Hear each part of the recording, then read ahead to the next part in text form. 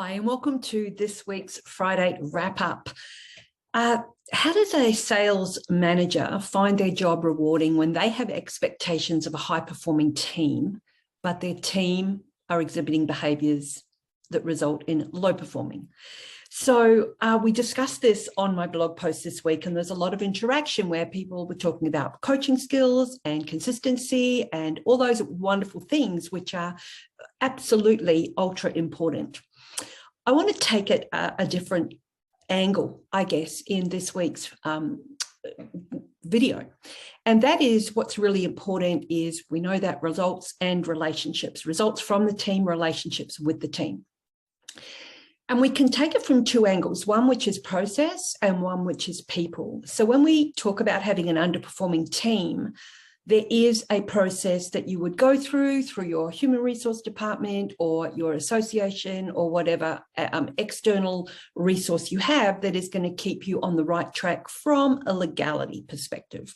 I'm not going to take it down that track. I mean, that is, performance improvement plans, it's, instant dismissal letters, it's all of those types of things. I'm not going to take it down that path.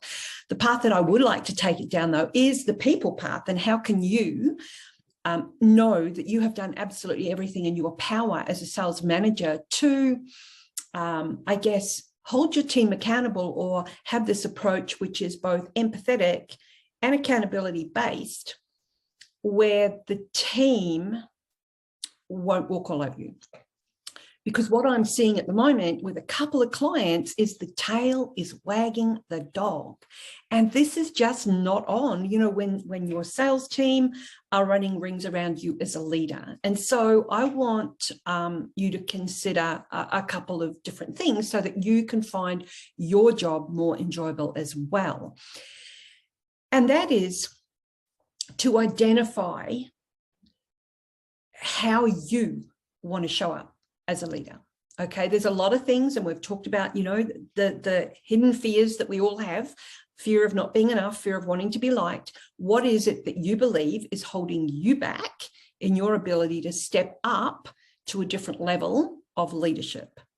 So you need to do some heavy thinking there about yourself. And if you are really hand on heart honest with yourself, there will be a part of you that says, yes, this is holding me back. So step number one is identify where you fit into the equation as a leader or a manager.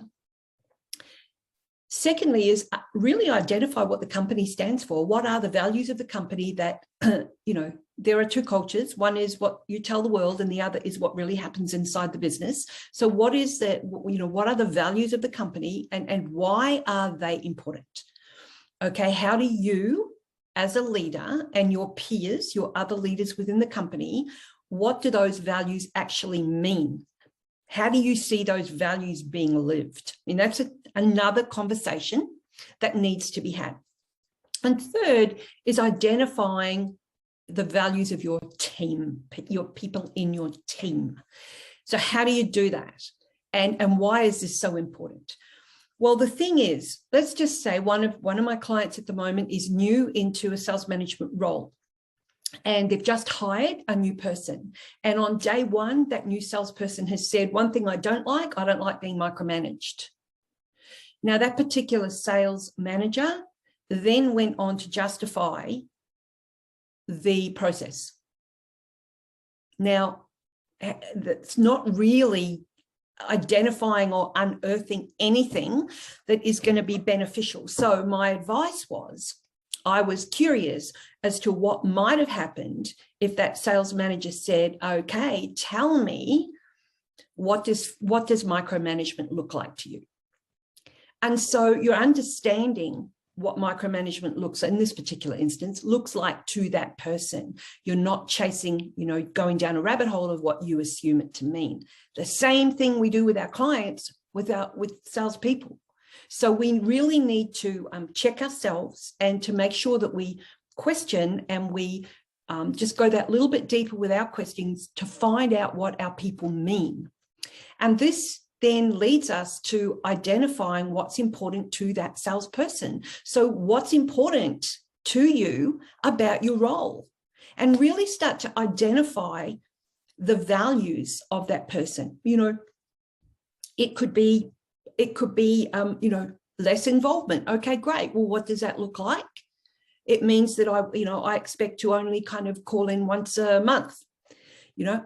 So bang, you've got a baseline. Your counteraction to that would be, okay, I'm hearing you there. We meet once a week. And this is what we do when we meet.